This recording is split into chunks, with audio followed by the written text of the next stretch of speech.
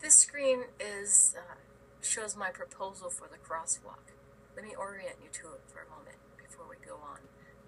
These arrows, the blue arrows, are showing the traffic direction.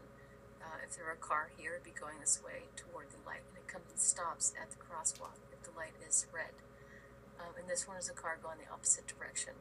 If both lanes, if it was a one-way, both arrows would be going the same direction, as are some of the streets in Fairmont. But the crosswalk is this section right here. And if you look at it, it has the combination of the common continental design and the zebra design that are for crosswalks that pedestrians and drivers are familiar with already. The diagonal continental zebra patterns also play on the road signs that signal for a vehicle to stay to the right, which also directs the pedestrian inside the walkway. Now, if you look at it, these are here to help denote for the drivers. They'll understand that this is a crosswalk because of these continental zebra patterns. And inside there are words.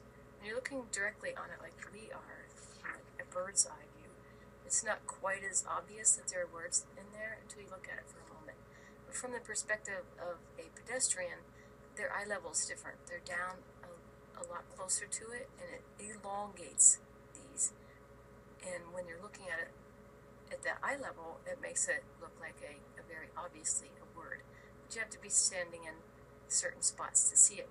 So if the driver is sitting in this car, they don't see that. All they see are a bunch of lines that are perpendicular to the front of their vehicle. But when you're standing over here as a pedestrian, you have a different perspective, and it makes it easier to see the word.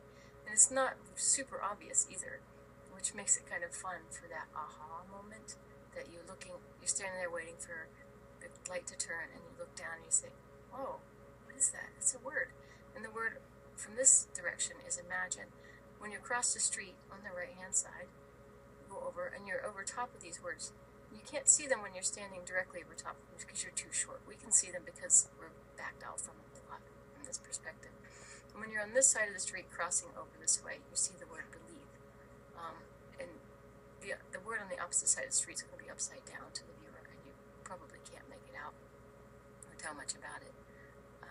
But having these words are inspirational. They're good feeling words, and they're words that are good to walk around with and have in your mind. So that's the idea behind those words. Now, if you want to see it a little bit more like you would as a pedestrian, if you have a laptop where you can change your perspective so that your eye is down close, like down to here, kind of the way you would lift up a book and put it up the eye, lay it flat and look it up eye level, and you look across the page.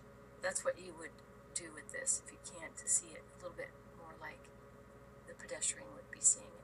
Pedestrians over here that are walking across, you're not going to see it if you're not standing over more like this angle. So it makes it kind of fun.